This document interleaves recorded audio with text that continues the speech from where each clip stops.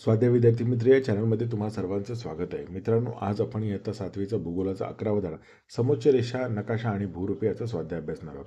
मित्रांनो, तुम्हाला जर अजून कोणता व्हिडिओ हवा असेल ना, तर मला कमेंट बॉक्समध्ये कळवा, म्हणजे तो व्हिडिओ मी तुम्हाला लवकरात लवकर देण्याचा प्रयत्न करेन. तर प्रश्न 1, खालील प्रश्नांची उत्तरे लिहा. समुच्चतादर्शक नकाशाचा वापर कोणाकोणाला होतो?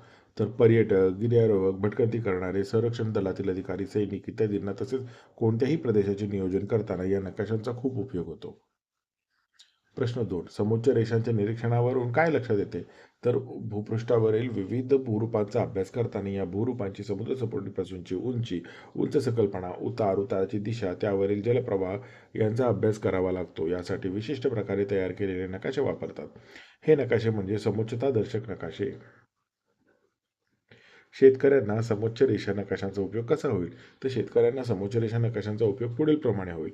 सखोल शेतीसाठी कमी उंचीवरील योग्य जागेची निवड करण्यासाठी, माळ्याच्या शेतीसाठी डोंगर उतारावरील ती योग्य जागेची निवड करण्यासाठी, पावसाचे पाणी उंचीवरील प्रदेशातून कोणकोणत्या दिशेने वेगाने खाली येईल व कोणत्या दिशेने संथ गतीने खाली येईल याविषयीचा अंदाज बांधण्यासाठी इत्यादी. प्रदेशातील भूरूपाचे व उंचीचे वितरण कशाच्या साहाय्याने दाखवता येते? तर प्रदेशातील भूरूपाचे व उंचीचे वितरण समोच्चतादर्शक नकाशाच्या साहाय्याने दाखवता येते. प्रश्न 2, रिकाम्या जागी योग्य शब्द लिहा. समोच्च रेषा एकमेकींच्या जवळ असतील तर तेथील उतार टिंबटिंब असतो, तर उतार तीव्र असतो. नकाशावर समोच्च रेषा टिंबटिंबचे प्रतिनिधित्व करतात, तर समान उंचीच्या ठिकाणांचे प्रतिनिधित्व करतात. टिंबटिंब हे तील अंतरावरून उताराची कल्पना करता येईल, तर समोच्च रेषातील अंतरावरून उताराची कल्पना करता येईल. दोन समोच्च रेषांतील अंतर कमी असते तिथे उतार तीव्र असतो.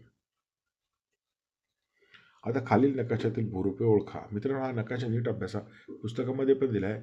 ओके, नीट बघून घ्या. आणि आता आपण याच्यावरचे प्रश्नोत्तर बघू.